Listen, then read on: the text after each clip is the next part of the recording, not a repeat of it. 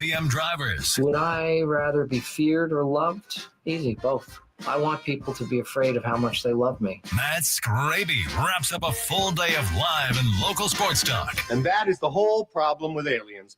You just can't trust them. Occasionally you meet a nice one, but usually they turn out to be some kind of big lizard. The Skraby Show starts now on 97.3 The Fan. Hello and welcome into the Skraby Show for November 5th, 2025. I am Matt Skraby. Thank you for joining me. And we have a lot to talk about tonight. We do. And it's not going to go in the direction of the payroll thing today, but we do have to talk about this Albert Pujols thing. And I'll explain it if you are just getting into your car and you're not sure about it. But I would like to share my kind of thought and experience because it has to do with drugs and alcohol and someone who's willing to do crazy things for money for drugs and alcohol. And I've never done anything like too crazy, like taking a fastball at 90 miles an hour off my knee. But I will try to let people in to the head of someone who is willing to go that far to get money to buy drugs and alcohol. And we'll go through that in a little bit.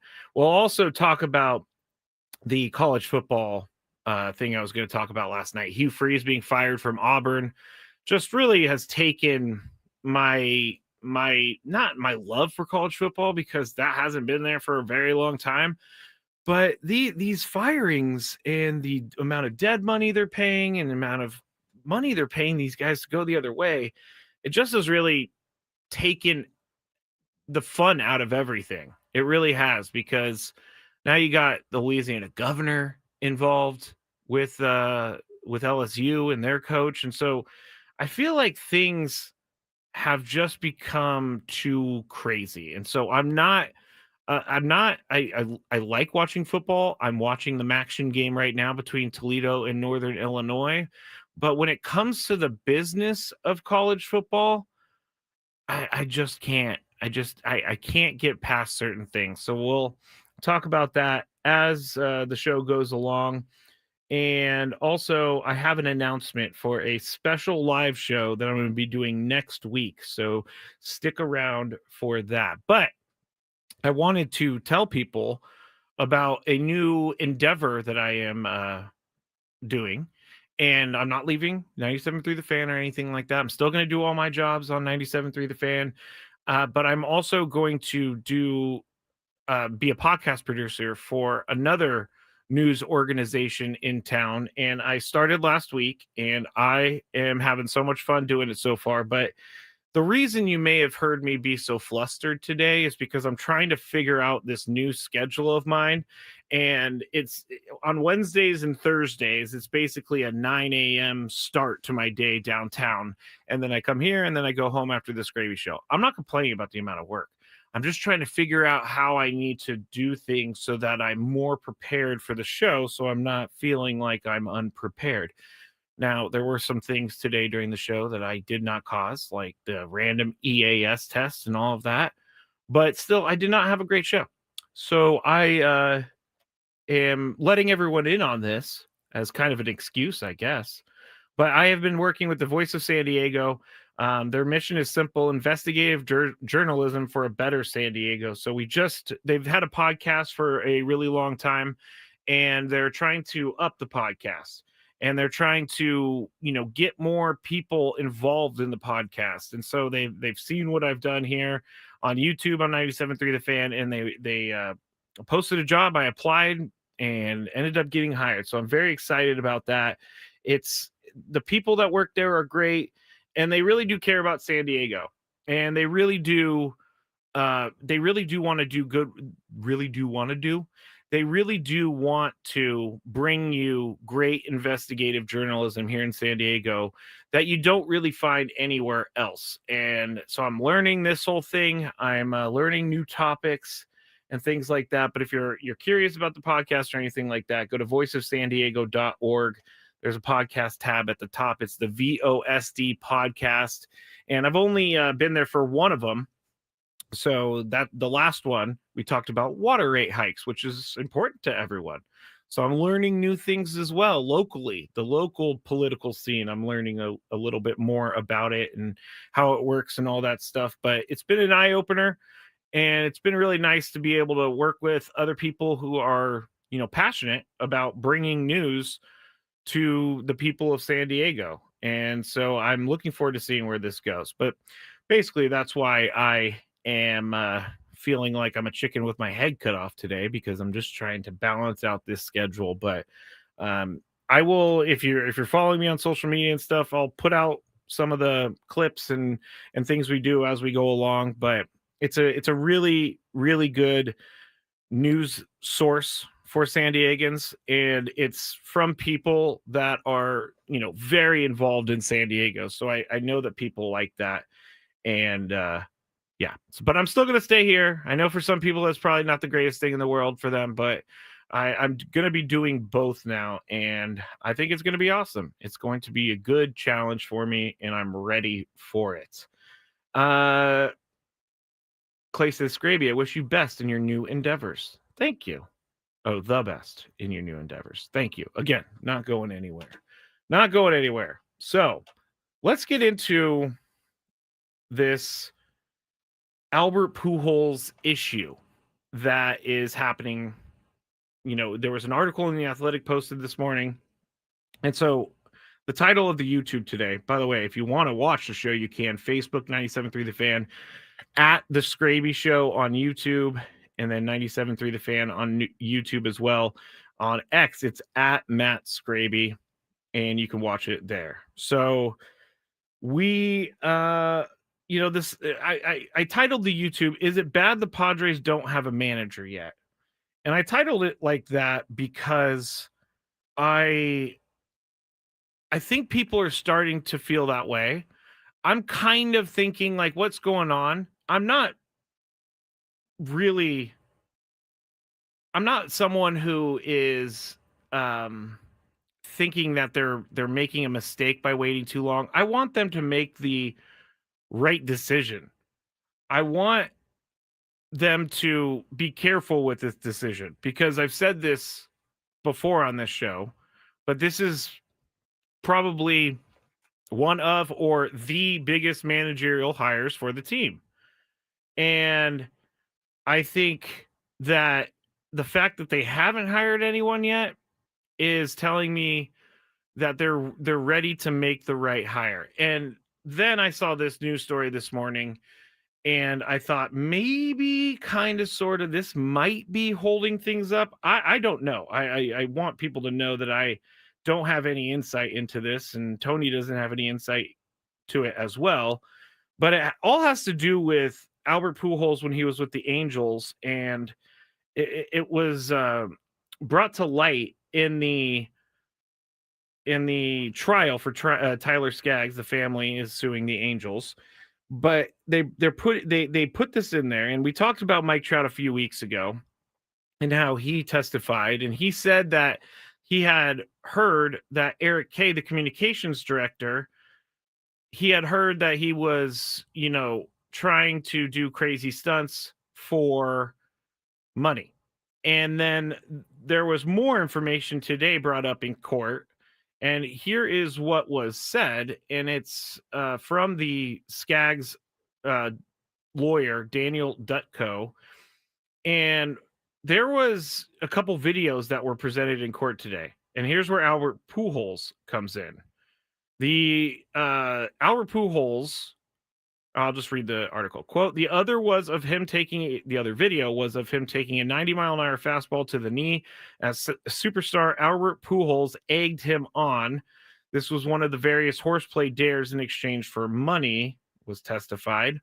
The video of Kay taking a fastball off the leg was the first video or photographic evidence of Kay participating in these dares.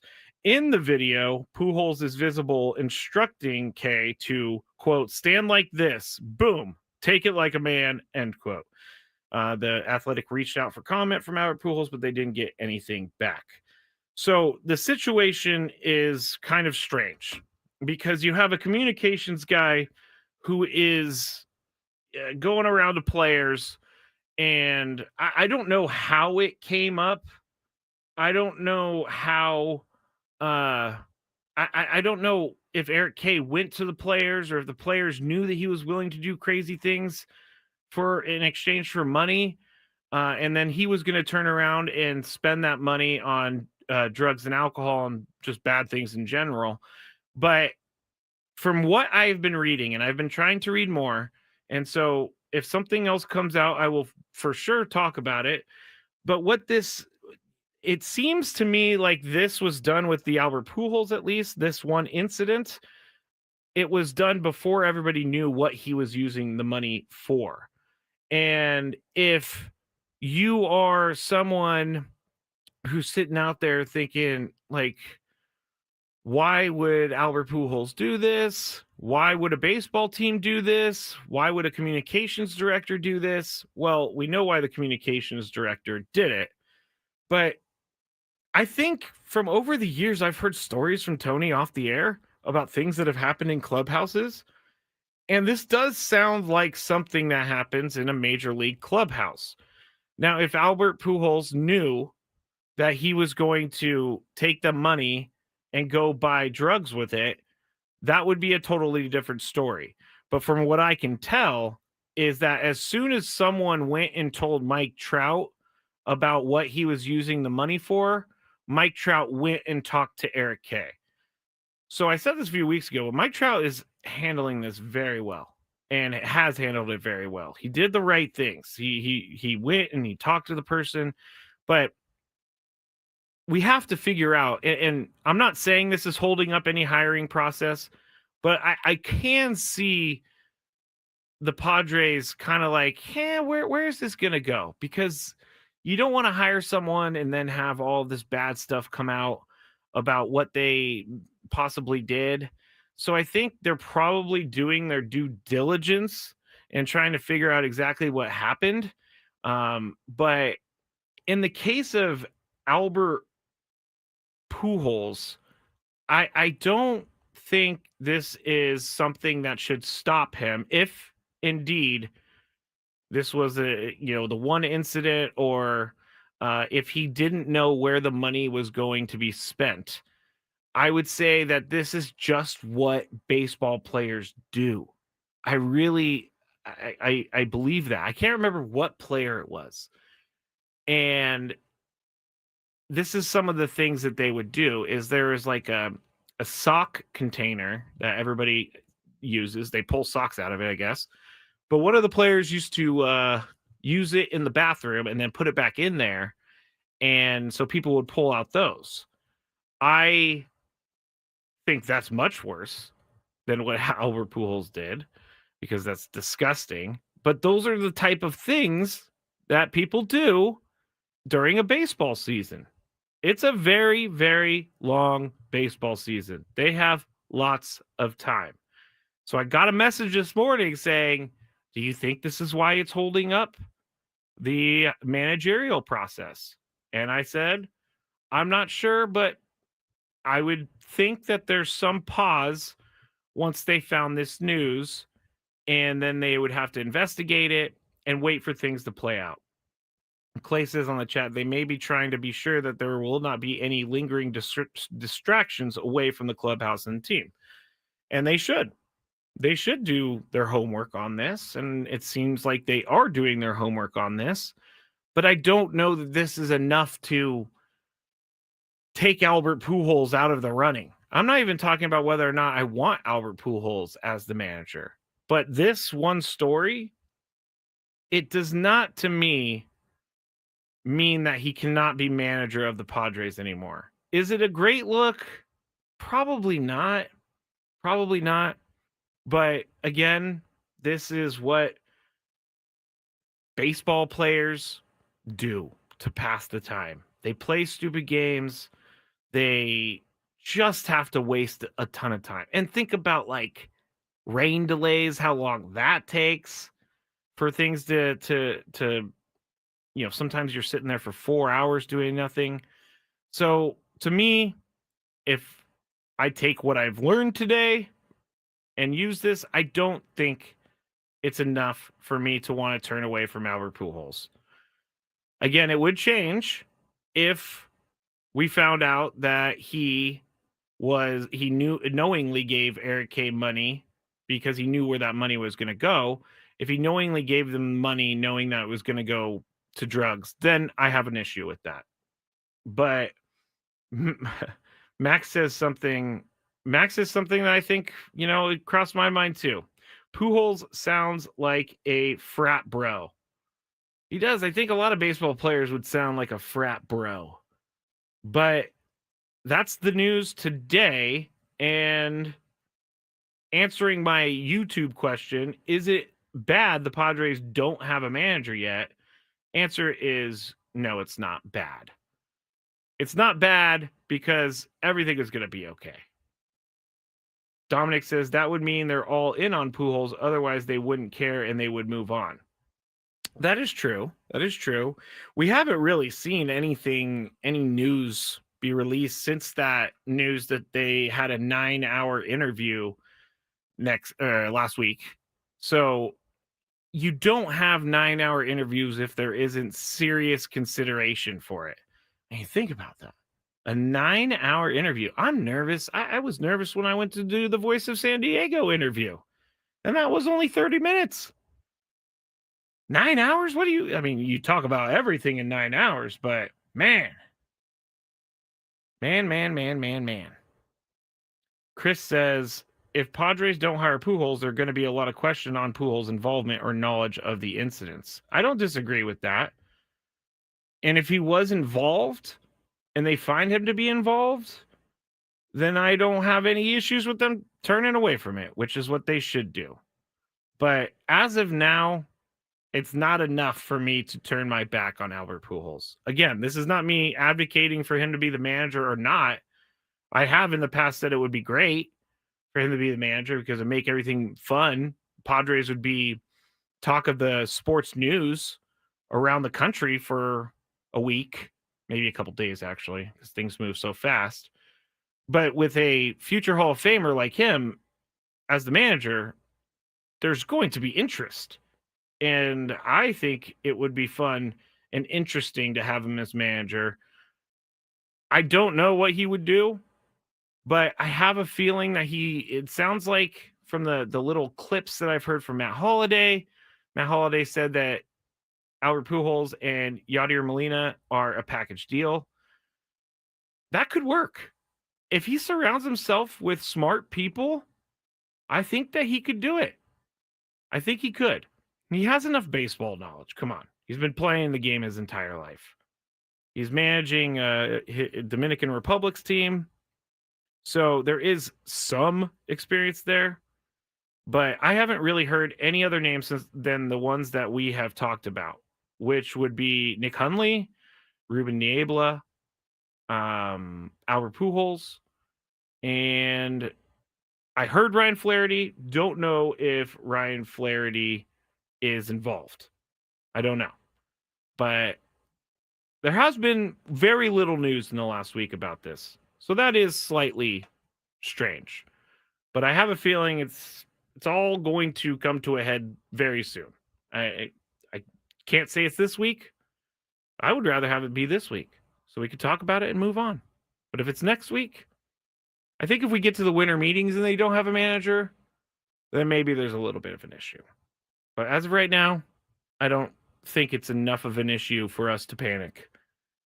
When we get back on the Skraby Show, I'm going to let you into the mind of Eric K. Or at least I can't let you into his mind, but I'll let you into my mind about why you would do something so crazy for drug money.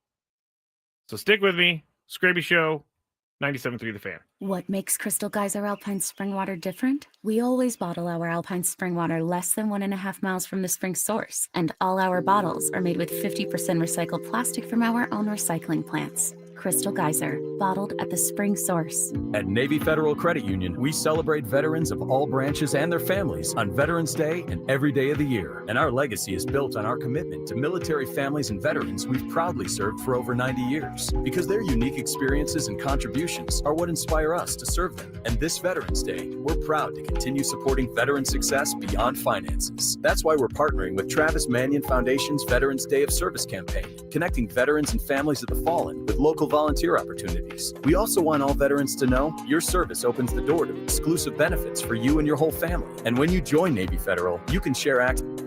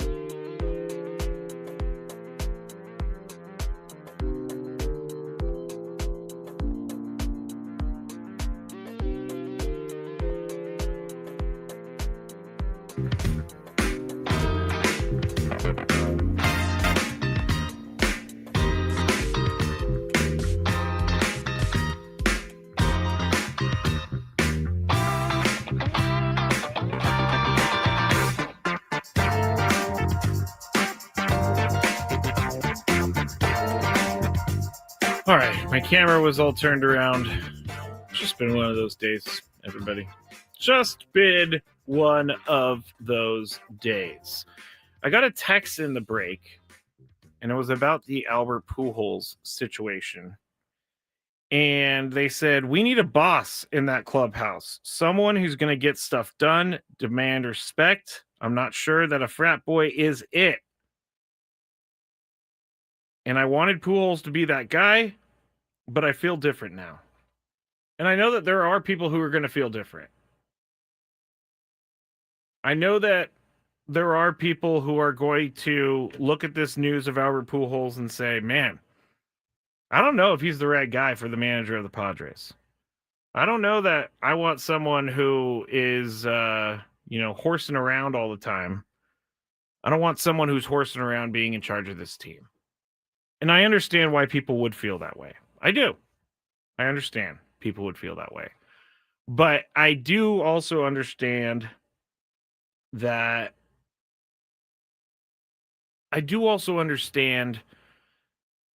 there is, I can't really explain it, but like I played high school football, there's roughhousing, there's horseplay, there's things that happen in locker rooms and within teams that to the outside world might be terrible, and to the outside world may make them feel like this isn't the right guy for us. But within the team, I think it's something that is part of what you do as a team, part of team building. Now, I'm not sure if taking a 90-mile-an-hour fastball off the knee for money is a route I would go, but I do not think this is something that's happening only with the Angels at the time. I feel like this would be happening across clubhouses in baseball, because we see crazy videos all the time of what they do when they are passing their time. And so I'm not excusing the behavior, because I personally would not do that. I can't say, hey, whatever, he was just doing it for fun. I do think there is something to it. This also happened years ago, so maybe there was some growth and there was some learning from Albert Pujols. You know, when Tyler Skaggs passed away, I'm sure that when he passed away, I'm sure a lot of people thought, wow, how did I contribute to this? And it can change people. It can change people when you find out something about someone that you didn't know, and you didn't know it was as bad as it was in the case of Tyler Skaggs. So I think I want to go through like what it's like. I can't get into Eric K's head, but I can get into my head. And I remember when I was drinking and, everything else, I was willing to do anything to get alcohol. I was really trying to keep my consumption up. And when you are stuck in an addiction like Eric K was, you are willing to go to some crazy lengths to get your substance. You may not think that people would go, like, you wouldn't think that I would. Here's some of the stuff that I did to get money so that I can fund my problem. And I'm 8 years without a drink of alcohol, so don't worry about me. I'm fine. But I have turned gift cards in for cash. And if you know anything about turning gift cards in, they take half of the gift card and they give you half cash. But I needed cash. So I went and I went and sold the gift card so that I can get some cash. I have collected coins, and I have paid for booze in my past with coins. I've been that guy. I have done a lot. I have stolen money from people close to me. And I have since made amends with those people. But here's the guy, you're listening to a guy who likes to do the right thing, likes to be a good person, likes to be someone who is positive for society and things like that. But you had me turning in gift cards, stealing money. I never actually stole any booze because I was too afraid of getting caught. But my complete thoughts were, where was I going to get it? How was I going to get it? When I did get it, what was I, how was I going to consume it? And so in the case of Eric K, when he's accepting these crazy bets, like to take a 90-mile-an-hour fastball off the knee, I think that that's, in a strange way, I think that that is a normal thought for someone with an addict brain or an alcoholic brain, because all you're thinking about is, how can I get my next thing? And so he probably, I can't speak for him, but here's how I would see it. If I was in that organization surrounded by guys with millions and millions and millions and millions of dollars, I would probably at some point try and do something like this, because it's not like I want to go out there and get hit by a fastball. But to me, I'm like, hey, let's just say he gave him $500, because we don't know how much he gave him. $500. To me, in my mind, I'm like, $500 just to get hit once by a baseball? This is a no-brainer. Let's go. Give me the $500. Let's go do it right now. That would be what I would try to do. And I would try to get as much money as I can get from people. And then, as Eric K did, I would turn around and spend it on alcohol, drugs, whatever. And so when you're thinking about this situation and how crazy it is, and you're thinking Albert Pujols is a bully, I can't say this for sure, but I would think I would have a hard time believing that Albert Pujols came up with this all on his own. I would think that Eric K at some point started to work this in because he saw an opportunity to get some money from guys. And getting hit once with a fastball for $500 to a guy like him in the middle of his addiction, I think that sounds like a pretty good deal. I've known people to do even crazier things for booze. I knew one time, well, this is something else, but I know someone who was addicted to opioids, and it got so bad that they would go into their grandma's cabinet when they would go to their grandma's house, and they would take her opioids, and she had cancer. So, and this person loved their grandma, but they were so lost that this was an idea for them. This was how they were going to get this. And this person is a good person that I'm talking about. Good people do bad things sometimes. And so I'm not excusing any of it, but I am saying that when you think, oh, Albert Pujols is a bully, maybe he is, I can't say for sure, but knowing how my brain worked when I was trying to find money, knowing how other people's brains work when they're trying to find money, I would think this was just a fun thing for the clubhouse. So until we know more information, I can't say that this was a malicious or nefarious thing from Albert Pujols. And the reason I brought up Eric K and how he was thinking is because I've not been in his shoes. No one has the same situation, but I have done really wild things to get some money. I mean, my parents already know this, but I stole money from them. I stole money for them. I've apologized to them, but still, I feel shame from it. But at the time, it was a means to an end. And I said I'll deal with the shame later. And so this whole thing is a sad story, and it's only being brought up because of the Tyler Skaggs lawsuit trial situation.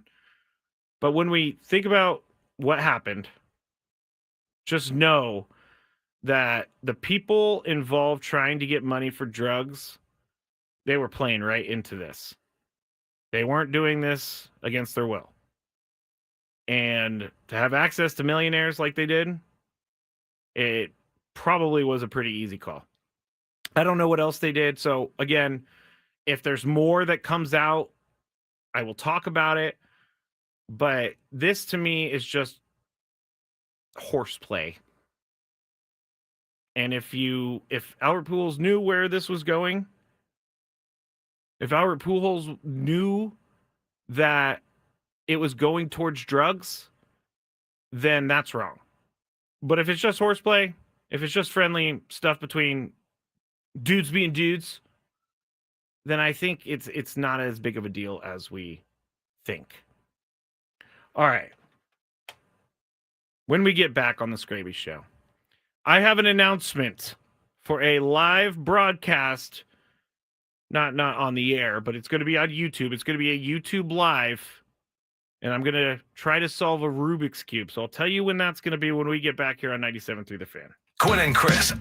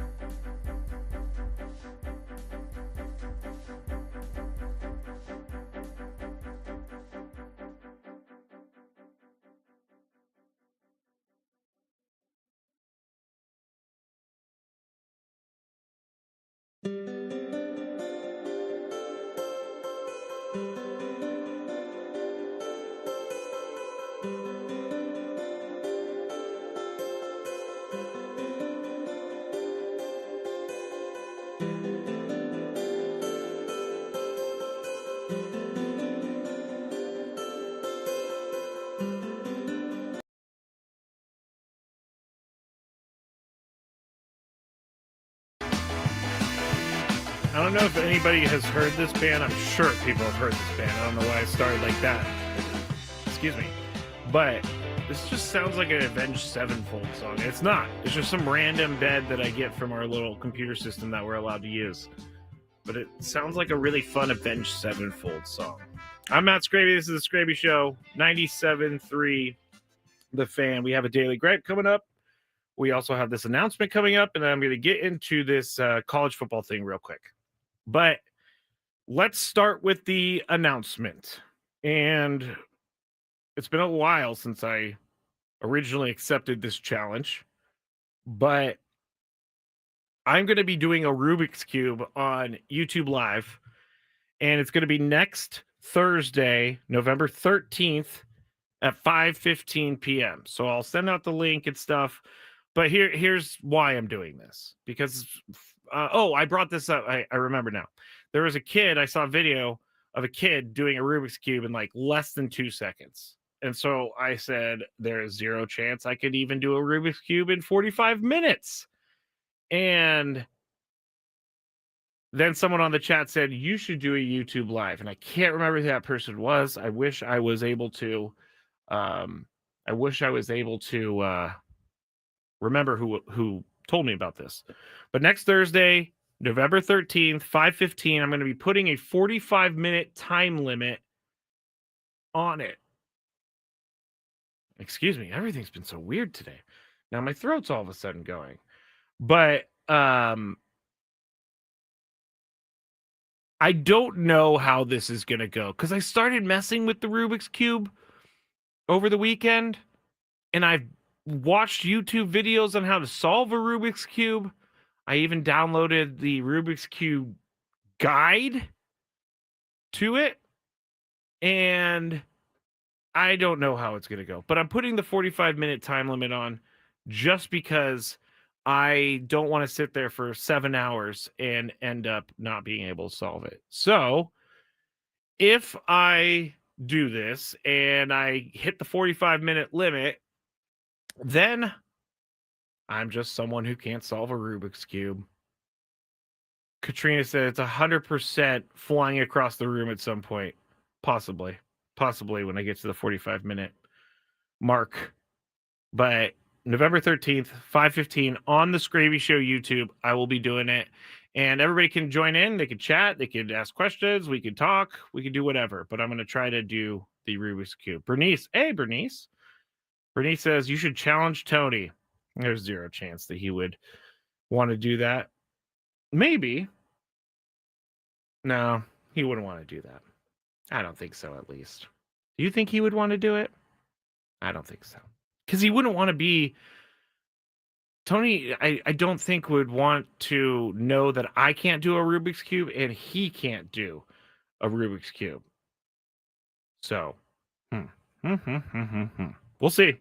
We'll see how it goes. But pay attention to my YouTube at The Skraby Show. And next Thursday, November 13th at 5:15 p.m. on YouTube Live will be a day that lives in infamy because of my embarrassment.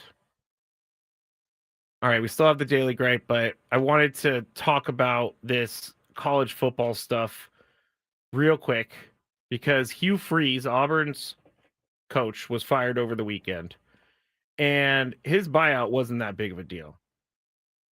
The Brian Kelly buyout and the James Franklin buyout total like over $100 million.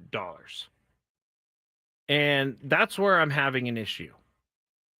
Number one, it's like, first off, in Hugh Freeze's case, he probably wasn't the best coach, and so it's not as big of a surprise that he was let go.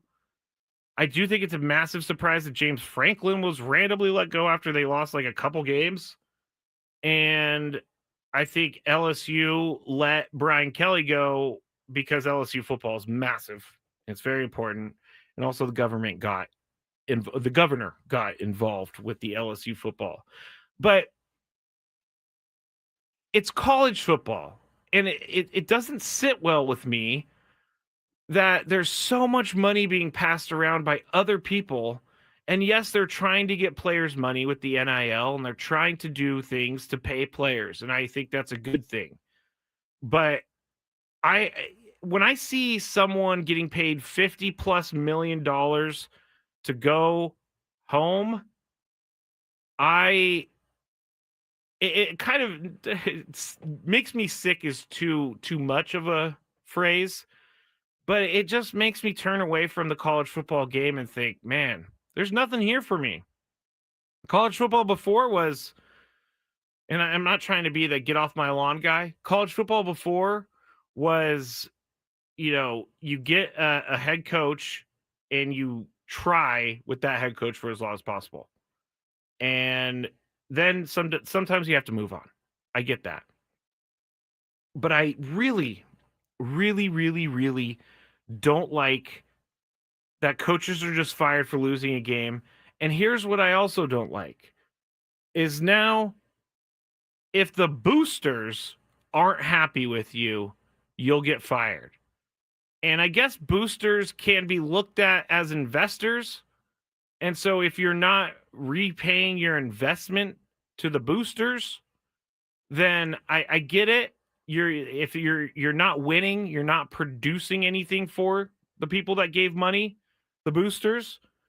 But in Auburn's case, boosters gave $10 million or raised $10 million into the Auburn roster this year. And Hugh Freeze was not good enough for the boosters. And I just think that when you start allowing outside forces like this, like boosters and governors, that's where I stop caring. That's where I stop caring. Side note, San Diego State, they're putting up on TV right now, best chance to reach the playoff group of 5, San Diego State, 4%. So they're up on there. There's 3 teams in the American that can make it. But here I am bashing college football, and then I'm going to talk about college football with the Aztecs. But the Aztecs, they don't take it lightly when they let coaches go. And they're giving Sean Lewis a chance. They could have easily went the other way after last year. But you have to give people a chance. Dominic says, or the reverse, if you're a small school and you win, the next year your coach is poached immediately. It'll happen here with Coach Lewis. He's gone. I can't put words in Coach Lewis's mouth, but he does seem like a guy who's willing to give San Diego State a good go. He wants to be a part of San Diego, which I think is very, very important. But back to the big money stuff, like the SEC and things like that. The SEC basically thinks that they are a professional rank. And when you allow out these outside forces, I'm going back to that because I got distracted. When you allow outside forces like boosters and governors to start making decisions for the school, then I think you've lost a little bit of what college sports is all about. Not even lost a little bit. You've lost a lot. Just because in putting money into a team, putting the boosters putting in $10 million into this Auburn roster, sure, they want to win. But in sports, you are gambling. You're gambling. What if that player gets hurt? What if that player just doesn't play well? I feel like when you give money to a football program, you kind of have to accept things may not go well. And there's just too much going on with college football right now. There's just too much. And I don't even like that March Madness is trying to expand to more teams. Because I don't like, why can't we keep things the same? It's perfect with the 68 teams. And I say 68 because they have the 2 playing games. It's perfect with that. And they even added that. It's perfect with the 64. The only reason, and I wish they would ask this question, even though they do not care because they are getting the money. But I wish they would ask, why are we doing this? If it's for the betterment of the tournament and a better product, okay, sure. But I don't think adding more teams to the March Madness tournament is going to make a better tournament. I think it's going to make a more watered down tournament. But the money will keep pouring in. So this is why I'm sitting here, and those guys are making millions of dollars wherever they're at. Because I don't think that I would be able to come home from work every day and feel good about things. It just ask the question first. Please ask the question first. Why are we doing this? Are we doing it to better things, to make things better, or are we doing this because we can get money?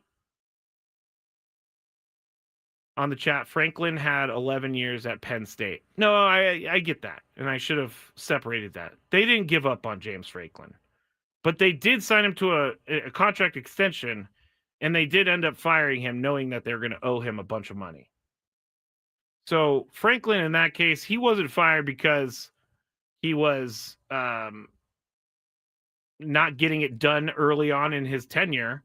He was fired because probably a bunch of different things that we just don't know about. But the argument I'm trying to make is if you pay someone like James Franklin, you should see it through instead of paying that $50 million. What's annoying Skraby today? Let's find out. It's time for the Daily Gripe. All right. Daily Gripe. Sorry, I had to take a drink of water because my throat was hurting. The Daily Gripe for today. I don't really have a good one other than the fact that I cannot stand when I make mistakes.